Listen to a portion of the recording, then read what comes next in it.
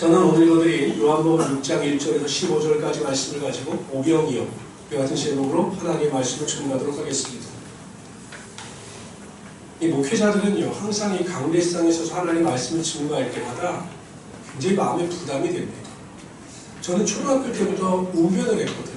그래서 어렸을 때부터 뭐 수백 명, 수천 명 앞에서 우면을 하고 연설을 하는 걸 그렇게 두려워하지 않았어요. 근데 제가 처음 전도사로 발령을 받은 것이 광명이었는데 중고등학생들이요. 그때 아이들 한 15명을 놓고 설교를 하는데 제가 너무 떨었던 기억이 납니다. 15명밖에 되지 않는데 정말 처음 설교를 할 때 제가 굉장히 많이 떨었습니다. 어느 시골 교회에 초임 목사님이 부임을 했어요. 이 목사님이 워낙 순수한지라 설교에 대한 부담을 가졌습니다. 강대상에 섰는데 앞이 캄캄한 거예요. 근데 오늘 본문 말씀을 가지고 설교를 하는 겁니다. 설교 내용을 여러분 본문 내용 보리떡 5개와 물고기 2마리로 5,000명을 먹이시고 12강줄이가 남았다. 이것이 성경의 내용이었는데 이 목사님이 너무 긴장을 해가지고 설교를 하기를 성도 여러분, 예수님께서 보리떡 5,000개와 물고기 2,000마리로 5명의 사람들을 먹이셨습니다. 얼마나 위대한 일입니까? 아멘! 하고 크게 외쳤어요. 성도들은 목사님이 이렇게 동감을 하시는 건지 뭐 진담을 하시는 게 모르니까 이제 묻지도 못했단 말이에요. 근데 장로님 한 분이 말씀하시길 에이씨 그런 기적은 다 배워야겠다.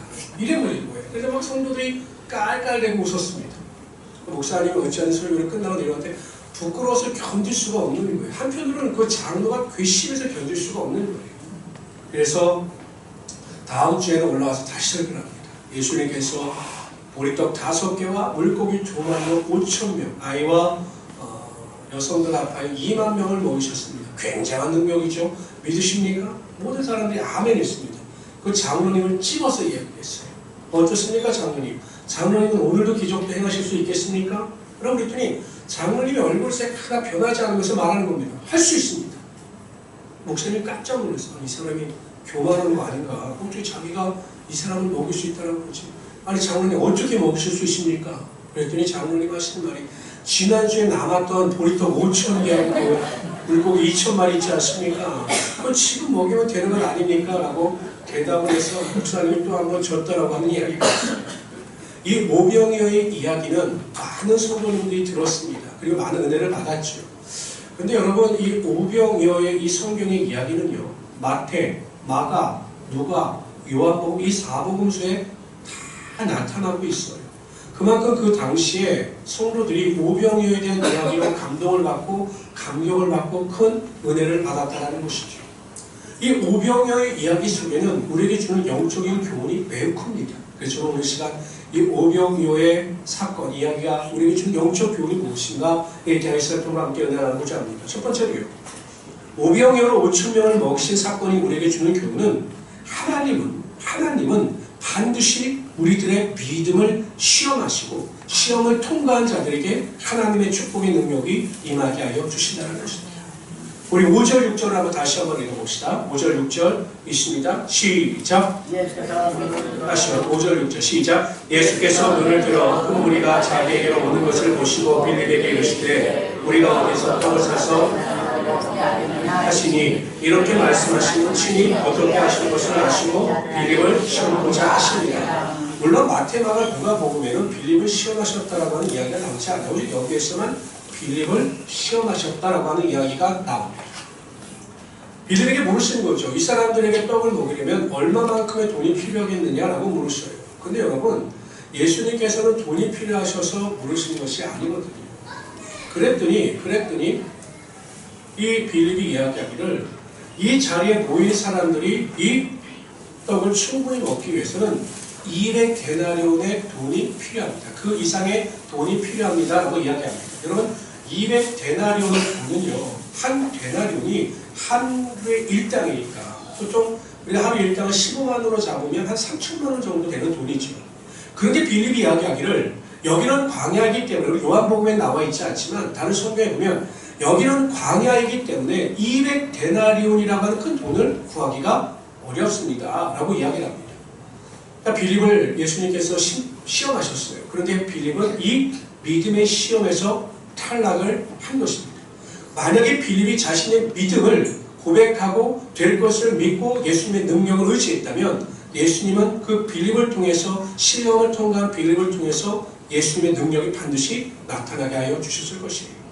근데 여러분 정반대의 사건이 있습니다. 그 에스겔서 37장에 보면 선지자 에스겔이 나와요. 예수님께서 에스겔을 어디로 이끄시냐면 골짜기로 이끄셔요. 마른 뼈가 가득한 골짜기예요. 여러분 마른 뼈가 가득하다라고 하는 것은 살아날 소망이나 기대가 없다라는 거죠. 근데 예수님께서 에스겔에게 물으셔요. 인자야 에스겔아, 이 마른 뼈들이 능히 살 수 있겠느냐라고 물으셔요. 이게 어떻게 삽니까 여러분 마른 뼈가. 그런데 이 에스겔이 하나님께 대하여 대답하기를 하나님께서 이 모든 해답을 알고 계십니다. 주께서 아십니다 라고 대답을 합니다. 이 의미가 무엇이냐면 하나님께서 살리시기로 작정하시면 전능하신 하나님께서 이 마른 뼈들을 못 살리시겠습니까? 그러나 하나님께서 이 뼈들을 살리시기로 작정하지 않으셨다면 결코 이 마른 뼈들은 살아날 수 없습니다 라고 하나님의 능력을 인정하는 고백을 합니다. 하나님께서 이 에스겔의 믿음의 고백에 감동을 받으셔요. 그리고 뭐라고 말씀하시면 네가 명령하라. 마른 뼈들에게 명령하라고 선포하셔요. 그래서 이 에스겔이 마른 뼈를 향해서 살아나라고 선포합니다. 그랬더니 이 마른 뼈가 살아나서 큰 군대를 이루는 하나님의 역사가 나타나게 하여 주셨던 거죠. 하나님은 반드시 여러분들의 믿음을 시험하셔요. 정말 내 축복과 은혜와 능력을 받을 만한 그릇이 되었는가 되지 아니하는가를 시험하시고 그 시험을 통과한 자들에게 반드시 하나님의 축복과 하나님의 은혜와 능력이 나타나게 하여 주시는 것입니다. 성경도 분명히 말씀하셔요. 우리 다 같이 한번 읽어봅시다. 신명기 8장 16절입니다. 시작. 내 열조도 알지 못하던 만나를 광야에서 내게 넘기셨나니 이는 다 너를 낮추시며 시험하셔서 마침내 복을 주시려고 우리를 시험하신다는 거예요. 뿐만 아니라 야고보서에 보면 1장 12절에 같이 읽읍시다. 시작.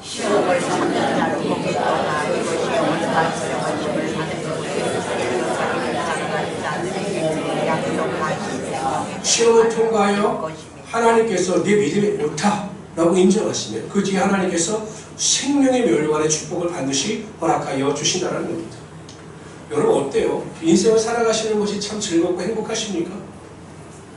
매일매일 순간순간마다 행복하셔요? 설거지를 해도 행복하고 직장일을 해도 행복하고 몸이 아파도 행복하십니까? 여러분들과 제가 물어보니까 다 알면 계시죠. 근데 제 경험으로는 그렇지 않아요. 목회자의 제 눈으로 봐도요. 우리의 인생이 행복하고 즐거운 것보다는 항상 어려움과 문제가 많습니다. 하루를 제가 이렇게 뒤돌아보면 저를 하게 했던 시간보다는 마음의 무거운 짐을 가지고 지냈던 시간이 훨씬 길어요. 근데 여러분 그럼에도 불구하고 제가 하나님을 의지하고 신뢰하여 하나님께서 예비하신 모든 시험을 통과하게 되면 언제나 하나님께서 저에게 복을 주시고 하나님의 축복과 하나님의 은혜와 능력으로 베풀어 주시더라는 것이죠. 하나님께서 아브라함을 부르셨어요. 100세 때 아브라함에게 하나님께서 이삭이라고 하는 아들을 주셨죠. 너무나 행복했습니다. 그런데 하나님은 이 아브라함을 시험고자 하셨어요. 한번 내가 아브라함의 마음을 좀 봤으면 좋겠다. 나를 더 사랑하는지 아니면 자기 아들을 더 사랑하는지 한번 내가 좀 봤으면 좋겠다라고 하여 아브라함을 시험하셔요. 성경은 이렇게 기록하고 있습니다. 그 이후에 하나님이 아브라함을 시험하시려고 그를 부르시되 아브라함아 하시니 그가 가로되 내가 여기 있나이다. 여호와께서 가라사대 네 아들 내 사랑하는 복자 이삭을 데리고 모리아 땅으로 가서 내가 내게 지시하는 한 산 거기서 그를 번제로 드리라. 하나님의 명령에 순종하는지 이삭을 더 사랑하는지를 시험하시는 거예요. 여러분 아브라함이 아침 일찍 일어납니다. 그리고 번제에 쓸 나무를 가지고 종들과 함께 출발하고 산을 좀 걸어가서 산으로 올라가서 갑자기 그냥 주저함도 없이 이삭을 잡아서 번제로 드리려고 합니다. 그랬더니 주의 천사가 나타나서 오히려 급하게 말리는 거예요. 아브라함 하면서 말리는 겁니다. 그리고 나서 그 주의 천사가 아브라함을 향해서 뭐라고 이야기하냐면 내가 이제 정말로 하나님을 경외하는 줄을 알아노라 라고 이야기합니다. 그러니까 아브라함을 시험하시는데 우리 하나님이 당황하시는 거예요. 너무나 주저함도 지체함도 없이 하나님의 명령에 적극 순종하니 하나님께서 그의 믿음을 인정하신 것입니다. 그리고 나서 그에게 재물로 수양도 허락하시고 이렇게 축복하셔요. 내가 내게 큰 복을 주고 내 씨가 크게 번성하여 하늘의 별과 같이 바닷가의 모래와 같이 하리니 내 씨가 그 대적의 성문을 차지하리라. 또 네 씨로 말미암아 천하 만민이 복을 받으리니 이는 네가 나의 말을 준행하였음이라 하셨다 하니라. 아브라함이 철저하게 하나님의 시험에 통과하여 하나님의 마음에 합한 믿음의 선택을 보였을 때 하나님께서 하늘의 문을 여시고 그의 삶에 하나님의 축복의 능력이 반드시 임하게 하여 주신 거죠. 성도 여러분, 하나님은 절대로 여러분 거저주시지 않으셔요. 구원은 우리에게 거저주셨죠. 그러나 우리의 삶에 임하는 축복은 여러분들이 하나님께 대하여 어떠한 믿음의 태도를 보였는가에 의하여 하나님께서 축복을 결정하신다는 것입니다. 하나님 시험하십니다. 반드시 시험하셔요. 그리고 옳다 인정함을 받은 자들에게 정말로 하나님만을 사랑하고 하나님만을 섬기며 하나님을 위하여 살아가는 자들, 하나님에게는 능치 못할 일이 없으며 구하는 자의 모든 기도 가운데 분명히 응답하여 주신다라고 하는 이 믿음을 소유하여 하나님의 시험에 통과한 자들에게 하나님은 하늘의 문을 여시고 하늘의 신령한 문과 땅의 기름진 복으로 반드시 채워주시는 것입니다. 성도 여러분, 저는 하나님의 말씀과 목회자로서의 시험을 통해서 또한 여러 가지를 경험하지만 저는 하나님의 말씀에 절대 순종하고 시험을 통과한 자들이 어렵게 살고 정말 힘들게 살고 이런 것을 보지 못했습니다. 환난을 이긴 자들, 시험을 통과한 자들에게 하나님의 축복, 하나님의 능력, 하나님의 권세가 반드시 나타나게 하여 주시는 거예요. 그래서 여러분, 내가 어려움을 당하고 환난을 당하고 고난을 당할 때마다 이게 내게 뭔가 이렇게 생각하지 마시고 하나님의 시험이구나, 내가 이것을 통과하면 하나님께서 나에게 축복을 주시고 은혜를 주시겠구나 라고 하는 믿음을 가지고 결단하여 승리하며 살아가시는 우리 귀한 성도들이 되시기를 주님으로 축원합니다. 성도들 중에는 매일 제자리 뛰기만 하는 분들이 있어요. 제자리 뛰기 하는 분. 앞으로 달려갑니다. 시험이 다가와요. 장애물이 다가옵니다. 그럼 다시 뒤돌아서 뒤로 뜁니다. 10년, 20년 맨날 그렇게 뛰어요. 막 달려가다가 그걸 점프하면 그냥 축복과 은혜가 있는데 막 달려가다가 장애물만 있으면 스탑! 하고 뒤돌아서 다시 뒤로 돌아갑니다. 그러니까 제자리인 거예요. 그러니까 제가 그것을 보면 얼마나 안타깝냐는 거죠. 뛰어넘으십시오. 시험을 통과하십시오. 믿음으로 승리하십시오. 그러면 구하는 모든 자들에게 하나님의 권세와 하나님의 능력이 반드시 나타나게 하여 주실 것입니다. 두 번째로요, 오병이어로 5,000명을 먹이신 사건이 우리에게 주는 교훈은 한 사람의 작은 희생과 헌신이 하나님의 놀라운 기적을 반드시 나타난다는 것입니다. 오늘 기적의 시작은 어른이나 사도로부터 시작된 게 아니에요. 이 기적이 시작될 수 있었던 것은 어린아이가 예수님 앞에 나와 말씀을 듣고 은혜를 받아 그 떡과 물고기, 자신이 먹을 수 있는 떡과 물고기를 내어놓았기 때문에 그것을 통해서 예수 그리스도의 기적의 능력이 나타나게 된 것이죠. 한번 제가 퀴즈를 내봅시다. 오전에는 맞췄는데요. 이 아이는 부모랑 같이 나왔을까요? 아니면 혼자 나왔을까요? 이 아이가 부모와 같이 예수님의 말씀을 들으러 같이 나왔을까요? 아니면 이 아이 혼자 예수님의 말씀을 들으려고 나왔을까요? 혼자라고 생각하시고 오늘 뭐 이렇게 자신감이 없이 부모님이랑 같이 나왔다고 생각하시는 거예요. 감사합니다. 뭐 누구랑 나왔든 나와 상관이 없다고 생각하시는 거예요. 합격 문제가 있습니다. 제가 보기엔 혼자 나왔어요. 왜냐하면 같이 나왔다면 그 부모가 아들에게 떡과 물고기를 드렸겠지 아이가 직접 드리지는 않았을 거예요. 제 생각으로는 부모가 같이 나왔다면 절대 떡과 물고기를 주지 못했을 거예요. 야! 우리 먹는 것도 너 뭐하는 짓이야. 이 아이는 워낙 순수하고 은혜를 받았기 때문에 자신의 것을 예수님께 드린 거예요. 저는 이걸 느끼면서 무엇이냐면 어린아이들의 믿음을 우리가 단정하지 말아야 된다는 거예요. 아니 애가 어리기 때문에 뭐 애가 뭐 학생이기 때문에 은혜를 못 받는다? 이거 아니다라는 거죠. 어린아이가 은혜를 받으니까 자신이 가지고 있던 떡과 물고기를 예수님께 드리지 않습니까? 자유학자, 자유주의 신학자들은 이것을 보고 이렇게 해석을 합니다. 예수님께서 축사하셔서 오병이의 기적의 능력이 나타나고 그것으로 인해서 많은 자들이 먹은 것이 아니다라는 거예요. 그럼 어떻게 해석하냐면 많은 사람들이 도시락을 갖고 나왔다라는 거예요. 그런데 자신의 것을 선뜻 내어놓지 못하고 자신만 먹으려고 생각하고 있는데 어린아이가 스스로 자신의 도시락을 예수님께 드리는 것을 보고 감동을 받아서 자신들의 가지고 온 도시락을 다 나눠 먹었다. 이렇게 자유주의 신학자들은 해석을 해요. 여러분 말이 안 되는 게 나중에 보면 예수님께서 먹고 남은 떡과 물고기를 걷어들이라고 말씀하시거든요. 남의 것이었으면 예수님께서 그렇게 명령하시겠어요? 예수님께서 축사하시고 기적을 행하셨기 때문에 그렇게 말씀하시는 거죠. 여러분, 기독교는 예수 그리스도의 희생의 피로 세워진 종교예요. 예수님께서 하나님이셨습니다. 영광을 받으실 분이셨어요. 그런데 우리를 구원하시기 위하여 육신을 입고 이 땅에 오셨습니다. 십자가에서 희생의 제물로 피를 흘리시며 돌아가셨습니다. 예수님께서 우리를 사랑하셔서 자기 몸을 찢기시고 피 흘려 우리를 구원하여 주셨기 때문에 우리가 천국 백성이 되고 하나님의 자녀가 되고 하나님의 나라의 소망을 두고 살아갈 수 있게 된 것이에요. 그래서 항상 우리는 희생의 제물 대신 예수 그리스도의 피 위에 우리가 구원을 받아 하나님의 자녀가 된 것이다. 이것을 확실하게 믿어야 한다는 것입니다. 근데 예수님께서요, 희생의 제물로 돌아가시기 마지막에 모든 만찬을 마치신 뒤에 제자들의 발을 씻기셨습니다.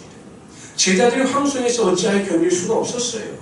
근데 예수님께서 제자들의 발을 다 씻기신 다음에 이렇게 말씀하셨습니다. 내가 주와 또는 선생이 되어 너희 발을 씻었으니 너희도 발을 서로 씻어주는 것이 옳으니라. 단지 발을 씻어주라고 하는 의미가 아니에요. 내가 너희를 위하여 희생과 섬김의 본을 보였듯이 너희들도 세상에 나가서 희생과 섬김의 본을 보여야 한다라고 말씀하고 있는 것입니다. 하와이에 가면 몰로카이라고 하는 섬이 있어요. 거기는 나병 환자들만 따로 격리시켜 놓는 섬이었습니다. 우리나라는 소록도가 그랬죠. 물론 이 나병이라고 하는 것이 전염병이 아닌데 사람들이 잘못된 오해를 가지고 있어서 그렇게 한 것입니다. 근데 이 몰로카이 섬에는 그래서 사람들이 접근을 하지 않았습니다. 그때 벨기에 다미안이라고 하는 신부님이 계셨는데 이 나병 환자들의 구원을 위하여 기도하다가 자신이 그 몰로카이 섬으로 들어가요. 그래서 그들을 위해서 헌신합니다. 근데 사람들이 이 다미안 신부님을 받아들이질 않는 거예요. 나중에 왜 그런가 이유를 알아봤더니 나병 환자들 스스로가 생각하기를 다미안 신부님은 나병 환자가 아니기 때문에 우리를 이해하지 못한다. 이렇게 생각하고 그를 마음으로 받아들이지 않은 겁니다. 그랬더니 다미안 신부가 뭐라고 하나님께 기도하냐면 하나님, 내가 이들에게 온전한 복음을 증거하기 위해서 제가 나병 환자가 되게 해주십시오라고 기도합니다. 그래서 정말 나병 환자가 돼요. 그리고 나서 이 몰로카이 섬에 있는 나병 환자들을 위해서 설교하고 복음을 증거하고 그들의 상처에 고름난 상처를 입으로 빨아가면서 설교할 때 그들이 예수 그리스도의 복음을 받아들이고 구원받는 하나님의 역사를 체험하게 되었다는 거죠. 여러분, 이 교회라고 하는 공동체가 그냥 움직여지는 게 아니에요. 여러분들이 생각하기에 우리가 와서 예배를 드리고 밥을 먹으면 되겠지, 이게 아니에요. 우리가 누리고 우리가 혜택을 받는 그 모든 배후에는 이 교회의 공동체를 위하여 희생하고 수고하는 헌신자들이 있기 때문입니다.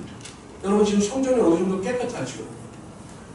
매 주일마다 예배가 끝나면 주중에 오셔서 이 성전과 식당을 청소하는 그 희생의 본을 보이시는 분들이 있기 때문에 여러분들이 이 성전에서 이렇게 깨끗하게 예배를 드릴 수가 있는 거예요.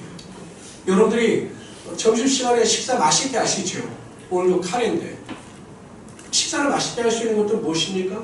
여러분들을 위해서 식사를 준비하고 음식을 위하여 희생과 섬김의 본을 보이는 권사님들과 그 밖에 많은 분들이 계시기 때문에 여러분들이 그러한 수고와 희생 앞에서 많은 혜택을 누리며 살아갈 수 있게 된다는 것입니다.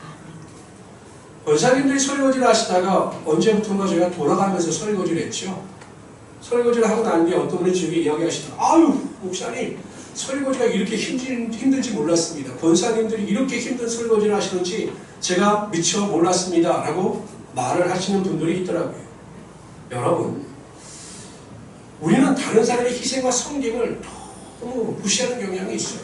가정도 마찬가지죠. 누군가의 희생이 있기 때문에 여러분 가정이 유지되고 가정이 화목한 거예요. 어느 남편이 하는 직장에서 들어와서 밥을 먹다가 집안이 어지러운 것을 보고 아내에게 뻔하고 말을 했습니다. 아니 도대체 여자가 집안에서 놀면서 하는 일이 뭐냐? 아이들도 그렇고 집안 꼴이 이게 뭐냐고. 당신 도대체 하는 일이 뭐가 있냐고. 나 당신 같은 여자를 만나는 것이 후회가 된다. 막 뭐라고 화를 냈습니다. 야, 진짜 간땡이가 큰 남편이죠. 주면 주는 대로 먹고 사육하면 사육하는 대로 살아가는 것이 남편들의 운명인데 그냥 버럭 화를 냈어. 그랬더니 남편이 화가 내서 막 하니까 아내가 너무 상처를 받은 거예요. 그래서 친정으로 가버렸어요. 다음날 너무 상처를 받고 그냥 친정으로 가버렸어요. 그 다음부터 남편의 지옥이 시작이 되었습니다. 밥을 먹으려고 해도 그릇이 어디에 있는지 라면이 어디에 있는지 김치는 어떻게 자르는지 전혀 모르는 거예요. 청소를 하려고 하니 30분만 했더니 허리가 끊어지고 다 아픕니다. 일주일 동안 살다가 부인에게 찾아가 싹싹 빌었습니다. 내가 정말 잘못했다. 당신이 그렇게 가정을 위해서 희생하고 섬기는 것을 내가 미처 몰랐다고 그렇게 고백을 하고 아내와 같이 집으로 돌아왔습니다. 우리는 교회에서나 가정에서나 누군가의 희생을 너무나 쉽게 깎아내리고 무시하는 경향이 있어요. 아내는 아내로서의 역할을 잘 감당하고 있기 때문에 가정이 아름다운 것이고, 남편은 남편으로서 자신의 자리를 잡고 잘 희생과 섬기기 때문에 가정이 행복한 것입니다. 그래서 다른 사람의 희생과 수고를 인정하시고, 여러분 그 가정 안에서 남편과 아내와 자녀와 부모를 칭찬하고 격려하는 일에 조금도 아끼지 않는 우리 귀한 성도들이 되시기를 주님으로 축원합니다. 뿐만 아니라 하나님을 위해서도 희생과 섬김의 삶을 살아가시길 바랍니다. 이 시대는 여러분 희생과 섬김이 사라진 시대예요. 저는 진짜 어느 교회를 가든지 요즘에 다 하시는 말씀이 젊은 사람들이 없다라는 거예요. 희생하고 섬기는 젊은 사람들이 없다라는 거예요. 대부분 만나시나 어느 교회에서나 봉사하시는 분은 다 60대 후반에서, 많게는 80대 원사님들을 만나시면서 봉사하신다는 거예요. 50대도 없고 40대도 없고 30대도 없다는 것이에요. 희생과 섬김을 본을 보이는 사람들 세대가 사라진 것이죠. 통탄을 놓으십니다. 우리가 누구를 위하여 살아야 합니까? 성경 분명히 말씀하셔요. 우리가 살아도 주를 위하여 살고 죽어도 주를 위하여 산다는 거죠. 아니 직장생활은 그렇게 열심히 하면서 직장에서 돈을 벌기 위해서 아둥바둥하면서 왜 하나님을 위하여 예수님을 위하여 그렇게 아둥바둥 살지 않느냐라는 것이에요. 주일날 예배 드리는 것 하나 버거워하면서 아침 일찍 일어나지 못하고 그 아이 하나 잘 하지 못하고, 이게 얼마나 우리가 부끄러운 일입니까? 정말 어렸을 때부터 아이나 또한 모든 자들에게 하나님을 올바로 섬기는 분을 보여주셔서 하나님의 영광과 하나님의 승리를 맛보며 살아갈 수 있는 우리 성도들이 되시기를 주님으로 축원합니다. 저는 항상 다른 교회 가면 목사님들 그걸 강조해요. 난 우리 교회 정말 젊은 사람들이 많습니다. 우리 교회 젊은 사람들은 헌신합니다 라고 하는 자랑을 항상 빼놓지 않고 저는 강조합니다. 어디 가시든지 우리 교회에 대해서 자랑할 때 우리 교회는 젊은 교회다 라고 자랑을 합니다. 그러나 젊은 것만 자랑할 것이 아니라 젊은 자들이 하나님을 위하여 희생과 섬김의 본을 보일 수 있는 그런 교회, 그러한 것을 자랑할 수 있도록 우리 모든 성도들이 최선을 다하며 살아가시는 귀한 성도들이 되시기를 주님으로 축원합니다. 세 번째로요, 오병이어로 5,000명을 먹이신 사건이 우리에게 주는 교훈은 아무리 보잘것없어 보이는 것이라 할지라도 예수님께서 축사하시면 놀라운 기적이 된다는 사실이에요. 여러분, 오병이어의 분량이 어느 정도 될까요? 보리떡 5개와 물고기 2마리가 어느 정도 분량이 될까요? 저 같은 사람이면 30초는 먹을 겁니다. 이거 얼마 되지 않을 거예요. 아이가 먹을 정도의 양이 때문에 얼마 되지 않아요. 그런데 보세요, 여러분. 얼마 되지 않는 그 보리떡 5개와 물고기 2마리가 예수님의 손에 들려져서 예수님께서 그것을 축복하시니 남자들만 5,000명, 여자아이들까지 포함하여 2만 명 정도 되는 사람들이 먹고 12강주년에 남는 하나님의 기적의 역사가 나타나게 되었다는 것이죠. 성도 여러분, 사람들은 흔히 요즘에 스펙이나 제가 오늘도 어디 보니까 자기는 금수저도 흙수저도 아닌 아무 수저도 아니다 이렇게 자책하는 청년들이 많다고 그러더라고요. 사람은 스펙이나 배경 이런 걸 굉장히 중요하다고 생각을 하죠. 나에게 능력이 있다면, 나에게 지혜가 있다면, 우리 부모가 훨씬 더 부자였다면, 우리 부모가 나에게 신경을 더 써줬더라면 난 더 잘 됐을 것이고 앞으로도 잘 될 것이다. 그런데 나는 아무것도 없기 때문에 나는 잘 될 확률이 그만큼 없다. 이렇게 자책한다는 거예요. 근데 여러분, 예수 믿는 사람들도 똑같은 생각을 할 수 있지만 염려하거나 걱정하지 마십시오. 여러분들 옆에, 여러분들과 항상 함께 예수님께서 동행하여 주시는 것이에요. 여러분들이 예수님의 손에 들려져서 예수님께서 여러분의 인생을 축복하시기만 하면 여러분 인생 가운데 시온의 대로가 열리고 하나님의 축복이 여러분 삶 가운데 반드시 나타나게 하여 주시는 것입니다. 아멘. 여러분, 모세와 아론이 이스라엘 백성들을 구원하기 위하여 애굽의 바로왕 앞에 나가요. 그런데 그 바로왕 앞에 나갔을 때 상황을 묘사하는 출애굽기에 보면 이렇게 말씀하셔요. 그들이 바로에게 말할 때 모세는 80세였고 아론은 83세이었다. 이게 뭡니까? 모세 앞에 나가서 이스라엘 민족을 내가 보내라 라고 선포할 때 그 나이가 모세가 80세였고 아론이 83세였어요. 여러분, 바로가 봤을 때 얼마나 한심했겠습니까? 아니 그럴듯하고 외모도 그렇고 지혜도 그렇고 뭐 모든 것이 완벽한 젊은 사람이 와서 내가 이스라엘 민족의 리더고 지도자이니 우리의 이스라엘 민족을 내어 놓으라 라고 해도 이게 먹힐 듯 말 듯 할 텐데 초라해 보이는 노인 두 사람이 와서 우리 민족을 내어 보내라 라고 하니 바로의 입장에서 보면 얼마나 한식해 보였겠습니까? 여러분 보십시오. 모세와 아론이 하나님의 손에 들려줘서 하나님께서 그들을 축복하시니 그들이 이스라엘 민족의 위대한 지도자가 됩니다. 그들에게 하나님의 기적과 능력이 나타나고 10가지 재앙을 통해서 그 바로를 굴복시키는 하나님의 권세가 그들에게 나타나게 하여 주셨다는 거죠. 이게 정말로 중요한 것이에요. 여러분 혹시 코페르니쿠스라고 하는 사람을 이름을 들어보셨나요? 이 코페르니쿠스가 누구냐고 하면 여러분들 지동설을 주장한 사람이에요. 이 코페르니쿠스가 지동설을 주장하기 전까지 천주교에서 주장하기를 모든 행성이나 별이 지구를 중심으로 돈다라고 했어요. 항상 모든 우주의 중심은 지구다. 태양도 지구를 중심으로 돌고 달도 지구를 중심으로 돌고 이게 천동설이거든요. 근데 이 코페르니쿠스라고 하는 사람은 수학자고 천문학자고 또 그치 저술가였는데 천지죠, 천지. 아무리 연구를 해봐도 이거는 태양이 지구를 도는 것이 아니라 지구가 태양을 도는 거예요. 그래서 지동설을 주장하죠. 그랬더니 천주교에서 난리가 납니다. 왜냐하면 자신들이 주장하는 이론의 반리를 들었기 때문에. 그래도 코페르니쿠스는 확신을 가지고 지동설을 주장하는 일을 멈추지 않았어요. 천재였어요, 천재. 그런데 이 천재인 코페르니쿠스가 마지막 숨을 거둘 때 자신의 묘비에 이러한 글을 써달라고 부탁을 합니다. 이렇게 써달라고 이야기했습니다. 주님, 저는 주님이 베드로에게 보여주신 그 사랑을 간구하지 않습니다. 또는 바울에게 내려주신 능력도 간구하지 않습니다. 다만 주님과 함께 달렸던 강도에게 베푸신 그 자비만을 구하나이다. 진정 그 자비를 저에게 베푸시옵소서. 여러분, 코페르니쿠스는 자신을 보리떡과 같이 생각하는 거예요. 나는 아무것도 아니다. 그러나 하나님께서 나에게 자비를 베푸시면 내가 능히 모든 일을 할 수 있다라고 하는 믿음을 가지고 하나님의 자비를 구했던 것이고 하나님께서는 이 코페르니쿠스에게 천재적인 지혜와 능력을 허락하여 주셨던 거죠. 제가 세상을 살아가다 보면 참 똑똑한 사람들 많더라고요. 지혜로운 사람들 많습니다. 근데 여러분, 우리가 그들 앞에 주눅들 필요가 없는 것은 여러분들이 올바른 믿음을 가지고 여러분의 삶을 주님께 온전히 맡기고 주님의 손에 여러분이 들려지게 되면 예수님께서 축사하실 때 세상이 감당할 수 없는 놀라운 은혜와 능력이 여러분 삶을 통해서 반드시 나타나게 하여 주실 것입니다. 라는 능력을 가지고 하나님만을 의지하십시오. 하나님만을 바라보십시오. 하나님께만 기도하십시오. 그러면 반드시 하나님께서 축복하시고 하나님의 영광이 나타나게 하여 주실 것입니다. 아멘. 여러분 한편 보세요. 우병의 기적이 나타났죠. 사람들이 다 배불리 먹고 12광줄이나 남았습니다. 하나님은요 겨우겨우 채우시는 분이 아니에요. 아멘. 하나님은 절대로 겨우겨우 채우시는 분이 아니십니다. 하나님은 우리가 믿음으로 구할 때 그 믿음 이상으로 채워주시고 우리가 구하는 것이나 생각하는 것에 넘치도록 부어주시는 분이 바로 하나님이시라는 거예요. 아멘. 여러분 에베소 3장 20절에 보면 우리 가운데 역사하시는 능력대로 우리 온갖 구하는 것이나 생각하는 것에 더 능히 넘치도록 하실이다. 이렇게 하나님을 표현하고 있습니다. 그래서 우리가 하나님을 의지하고 하나님을 신뢰하면 더 큰 능력과 권세가 나타나게 하여 주시는 것입니다. 아멘. 제가